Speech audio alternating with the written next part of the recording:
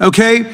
Everybody in this room who's sitting on this side of the dais is a politician, okay? We have people say stuff about us and say stuff about our rivals and our opponents all the time. I don't know if there's anybody here who's ever sued anybody in politics for libel or defamation. I'm taking that no. I imagine a lot of us have felt like, have you? Well, I'll be curious to hear about that later, Mr. Isa.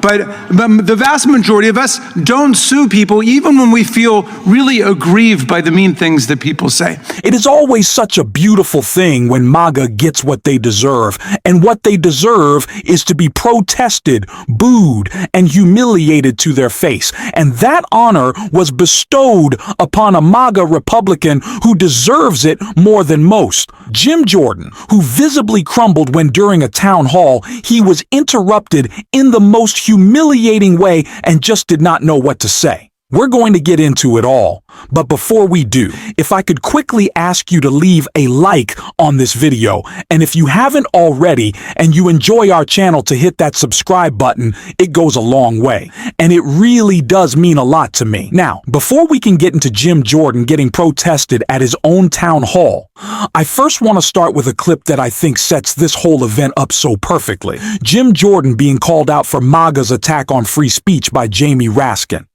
You don't like certain speech? The best speech for wrong speech is more speech. The best speech for false speech is true speech. That's how it works. You have a debate and you trust we, the people, to figure it out, not some. Mr. Chairman, thank you very much. I'm inspired by your First Amendment passion. You are the, I knew you would be. You are the John Stuart Mill of the House of Representatives and the Voltaire of Congress, and you put me in the mood of Justice Brandeis. But I want to ask— You can stop there. No, I got to keep going a little bit, because I have to know whether or not your First Amendment passion and principles, which I take to be completely true, and I've always known that about you, extend to one citizen named Donald Trump. Now, let's talk about Donald Trump for a second, okay? He is, after all, I think, the President of the United States. And check this out, okay? Everybody in this room who's sitting on this side of the dais is a politician, okay? We have people say stuff about us and say stuff about our rivals and our opponents all the time. I don't know if there's anybody here who's ever sued anybody in politics for libel or defamation. I'm taking that no. I imagine a lot of us have felt like, have you? Well, I'll be curious to hear about that later, Mr. Isa. But the vast majority of us don't sue people even when we feel really aggrieved by the mean things that people say.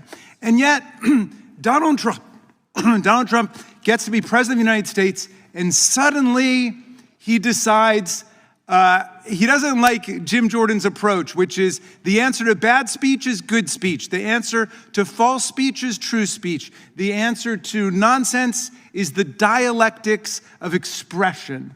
That's the spirit of the First Amendment. Well, check this one out. Donald Trump personally suing CBS for $20 billion. The President of the United States is suing CBS for $20 billion. Why? What did they say about him?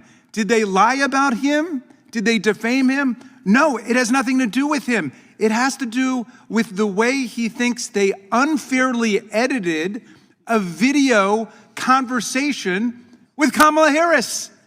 He said that the way the video looked in the commercial for 60 Minutes was different from the way she appeared.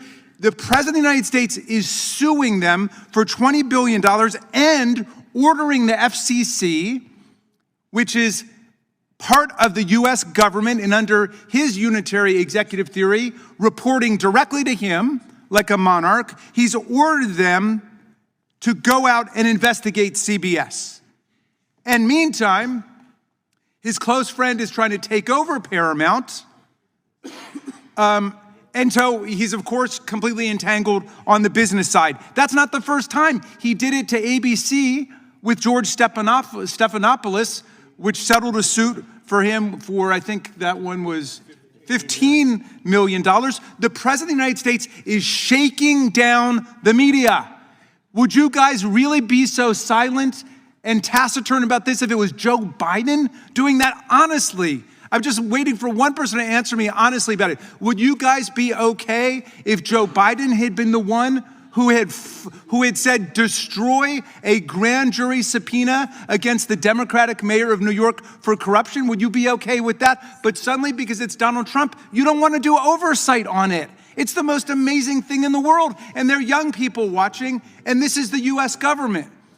And we're going to be silent with all of these attacks on the First Amendment where the president is saying, I don't like the words you use. I want you to say Gulf of America, not Gulf of Mexico. Associated Press is now banned from this room. I'm kicking you out. I mean, come on. This is the United States of America. Will any of my friends over there, all of whom understand and love the First Amendment, say it should apply even against the President of the United States? And I know you voted for him, and you'd vote for him again if the Constitution changes and so on. But leaving all that aside, does the First Amendment not apply to him? So I find that we are in an astonishing situation. Republicans pretend that they are the party of free speech, but they want to imprison students for peacefully protesting, for writing op-eds. They want to censor you. It's what Elon Musk does with Twitter. That's the whole point. Donald Trump is arresting judges and threatening to arrest members of Congress because they don't want you to use their First Amendment rights. They want you to be quiet, which is why it is so funny when we see these people get interrupted, get protested, get humiliated. And that is what happened to Jim Jordan. And I want to take a look right here. Watch Jim Jordan flustered as speech gets derailed by music playing Prankster. Jim Jordan was interrupted multiple times Friday during a speech at a Republican lawyers' conference when pranksters played music over the venue sound system.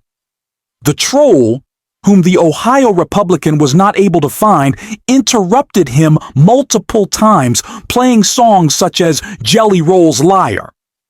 The interruption also included circus tunes and was caught by a C-SPAN camera.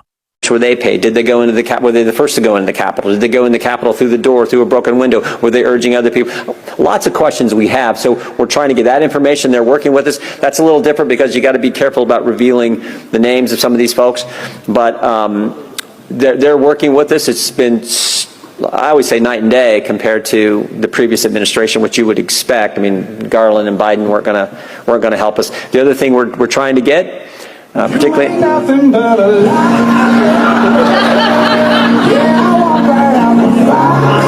Maybe that's telling me. This is great. This is probably a Democrat. There's some Democrat doing this, right? So it's been good. Yeah, it's been good. The last one. When it happens twice, it probably means I don't know who was next. Whoever's got the mic gets to go last. Who's got the microphone? That is just so perfect circus music for the clown that Jim Jordan is. Just beautiful karma playing out for all of us to see. And he deserves it. Jim Jordan is a clown. A clown intending to cause you real pain with the one big, beautiful bill that MAGA is trying to push forth right now. Trying to take away steal is the word. We should be using healthcare from tens of millions of Americans. And to circle back with good friend of the show, Jamie Raskin, he talked all about that, called all of that out in a clip I want to check out right here. Well, and we've seen that movie before. I mean, this is the whole point of slashing $880 billion from Medicaid, Head Start, Meals on Wheels, anything that actually serves the American people, to transfer that money through tax breaks to the wealthiest businesses and people in the country. And they added $2 trillion to the debt in doing that last time. And so you've got a hard right faction within the Freedom Caucus, which is saying this isn't helping in terms of reducing the debt, reducing the deficit in any way, and why should we do this again? So good for them that at least they're calling attention to the fraudulence of the math that's being used. We should be meeting the needs of the American people and figuring out how to bring down the deficit and bring down the debt. So I think that Republicans have a huge political problem now on figuring out how to get through this.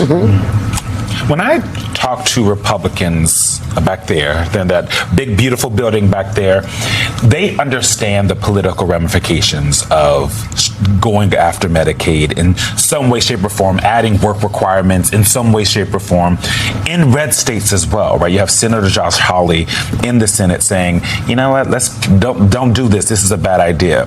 What are they telling you behind closed doors? Because behind closed doors, they're telling us some of these ideas are bad. Then I see their votes, right? And I see how the way they talk about it in front of the camera. So what are they telling you behind closed doors? Well, and names. The question for them is whether they're going to respond to the vast majority of the American people and their own constituents who are saying, no, don't cut off Medicaid who need it, to people who need it because they've had a heart attack or they have multiple sclerosis or cystic fibrosis. That's people all over the country. They're talking about throwing 10 million people off of their insurance completely.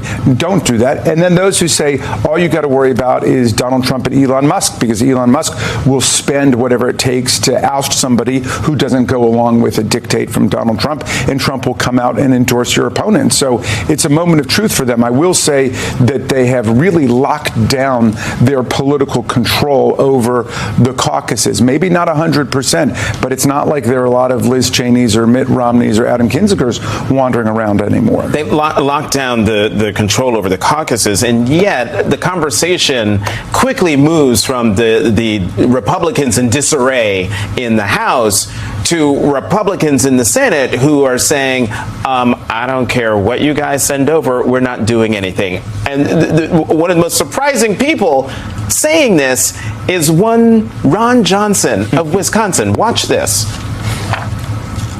I refuse to vote for something that's going to actually increase the deficits. Unfortunately, decisions were made to do one big, beautiful bill. It's not beautiful. I'm sorry. It's not a big, beautiful bill. And so we're talking about what's happening on the House side of the Capitol and how Speaker Johnson can't get anything done. But let's say, miracle of miracles, they actually get one big, beautiful bill out of the House. It's just going to crash and burn in the Senate. Absolutely. And then that reinforces the sense among House Republicans, do I really want to stake my career on this by voting to slash Medicaid and all of these programs? So, look, the Senate Republicans are now benefiting from the way our constitutional system works. Let's face it, Donald Trump, despite all of the propaganda about a third term, is a lame duck president already. And he is loosening, or his hold is loosening on Senate Republicans. Some of these people are not up again for another 4 years or 6 years. They're not so afraid, and they're just thinking, is this really a responsible thing to do? To increase the debt, to increase the deficit, throw people off of the Medicaid rolls and other programs that they need, all so Donald Trump can give one last big, beautiful tax break to Elon Musk and the richest people in the country. How do Democrats kind of lead the charge on maybe reminding Republicans about the political ramifications of this, right? Reminding them what the polls show, reminding them how many people who they serve are on Medicaid or get SNAP benefits. How do you guys do that part? Is it public? Is it private? How are those conversations going? I say it's mostly public. Yeah. And, I've been going out to Republican-controlled districts around the country, red districts, where the members are refusing to face their constituents and hear what people think about this terrible plan. And I've been going and conducting town hall meetings, and a whole bunch of my colleagues are doing the same thing. We're trying to reach every congressional district in the country with a town hall with a representative. It may not be their representative, but a representative who will listen to them and hear what people think. So I think that's going to be an important part of it. And then we got to just keep organizing. I mean, my project is called Democracy Summer. We're going to have more than 1,000 high school and college kids around the country out knocking on doors, canvassing, doing digital organizing, again, to galvanize this huge latent opposition in the country against what Trump is doing. So I guess one question is, this morning we basically heard that Moody's downgraded our credit rating. It's one of the things that we're seeing that judges can't seem to hold his power back. He's having a hard time listening to Congress. But the markets really seem to be in his ear. The moment the markets start going nuts on the other side, he seems to back off. Do you think that this budget deal is going to include what the markets are saying to him right now? Well, again, I think that will encourage the Republicans who are feeling very skittish about what he's doing to say, hey, this is a bad idea. Let's not go down this road. I think Trump is ever more determined to do it precisely because he's losing in court. We're winning in court every single day. We have 156 temporary restraining orders and preliminary injunctions against all of the lawlessness and authoritarianism that's taking place in the country. And so I think that in the final analysis, what they really want to do is have another massive cut to the social budget in America and to turn it over to the wealthiest people in the country. That is always the program of authoritarianism. These people are trying to steal your health care. They should be booed. They should be protested. They should be mocked. They should be interrupted and humiliated. Call them out. AOC has been talking about this. There are so many Republicans who are beginning to cave on Donald Trump's agenda because they are afraid of their constituents. You do have agency. You can speak out. You can put pressure on these people. That is what we have to do. And it's what I promise you we are doing every single day on this show. And if you want to support that, as always, you can hit that subscribe button, leave a like on this video, and if you stuck around to the end, you can drop a blue heart in the comments. And until next time, I will see you soon.